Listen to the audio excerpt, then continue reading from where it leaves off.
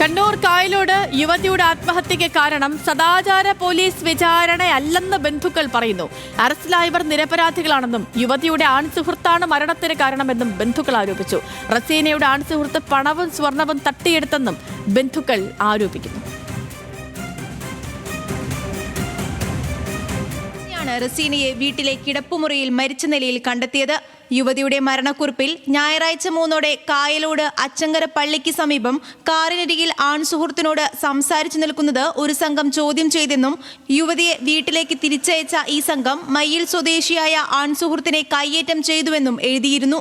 സമീപത്തുള്ള ബിഗ് നഴ്സറിക്ക് അടുത്തുള്ള മൈതാനത്തെത്തിച്ച് 5 മണിക്കൂറോളം യുവാവിനെ കൂട്ടവിചാരണ നടത്തിയ സംഘം മൊബൈൽ ഫോണും ടാബും പിടിച്ചെടുത്ത് 8:30 പറമ്പായിലെ SDPI ഓഫീസിലെത്തിച്ചു. ഇരുവരുടെയും ബന്ധുക്കളെ ഓഫീസിലേക്ക് വിളിച്ചു വരുത്തി.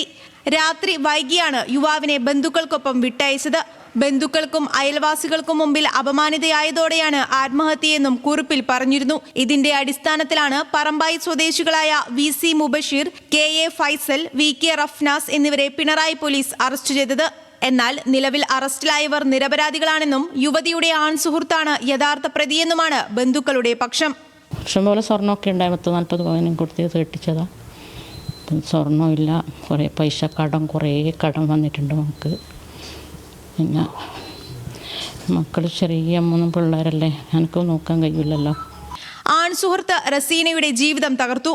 പണവും സ്വർണവും തട്ടിയെടുത്തുവെന്നും സദാചാര പോലീസിംഗ് നടന്നിട്ടില്ലെന്നും ബന്ധുക്കൾ പറയുന്നു. പാവം കുട്ടികളിനിപ്പം അറസ്റ്റ് ചെയ്തിരിക്കുന്ന കുട്ടികൾ വളരെ ചേച്ചിയുടെ മക്കളാണ്. അപ്പം അവരെ നല്ലതിന് വേണ്ടി ചെയ്തത്. സദാചാര ആക്രമണമുണ്ടായെന്ന കണ്ടെത്തലിൽ പോലീസ് ഉറച്ചു നിൽക്കുകയാണ്. പ്രതികൾക്കെതിരെ ആത്മഹത്യാക്കുറിപ്പ് ഉൾപ്പെടെ കൃത്യമായ തെളിവുകളുണ്ടെന്നും പോലീസ് പറയുന്നു. ന്യൂസ് മലയാളം, കണ്ണൂർ. PK സരീഷുണ്ട് കണ്ണൂരിൽ നിന്ന് വിശദാംശങ്ങളുമായി. സരീഷ്, ഈ പറഞ്ഞതുപോലെ ആത്മഹത്യാക്കുറിപ്പിലെ സൂചനകളുടെ അടിസ്ഥാനത്തിൽ ഇതൊരു ആൾക്കൂട്ട വിചാരണയാണ് എന്നുള്ള ഉറപ്പിന്മേലാണ് പോലീസ് 3 പേരെ അറസ്റ്റ് ചെയ്തത്. ഇപ്പോൾ ഈ ബന്ധുക്കൾ പറയുന്നത് എങ്ങനെയാണ്? ആത്മഹത്യാക്കുറിപ്പിനെയും ഒപ്പം പോലീസ് അന്വേഷണത്തെയും തള്ളിക്കൊണ്ടാണ് ഇപ്പോൾ മാതാവ് ഉൾപ്പെടെയുള്ള ബന്ധുക്കൾ രംഗത്തെത്തിയിരിക്കുന്നത്. അങ്ങനെ ഒരു സംഭവം നടന്നിട്ടില്ല. ഈ ആൺസുഹൃത്താണ് എല്ലാത്തിനും കാരണം. ആൺസുഹൃത്ത് ഈ പെൺകുട്ടിയുടെ ജീവിതം തകർത്തു. പണവും ഒപ്പം തന്നെ മറ്റ് കാര്യങ്ങളും ഒക്കെ നേടിയെടുക്കുന്നതിന്റെ ഭാഗമായാണ് അയാൾ ഈ തട്ടിപ്പ് നടത്തിയത്.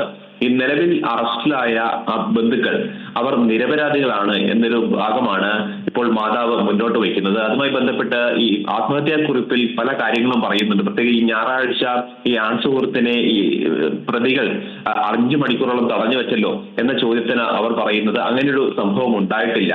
ഈ പെൺകുട്ടി ഇയാളെ ന്യായീകരിക്കുന്നതിന്റെ ഭാഗമായാണ് ഇത്തരത്തിൽ കാര്യങ്ങൾ പറഞ്ഞത് എന്നുള്ളതാണ്. പക്ഷേ ആത്മഹത്യാക്കുറിപ്പിൽ കൃത്യമായി ഇത്തരം പരാമർശങ്ങളുണ്ട്.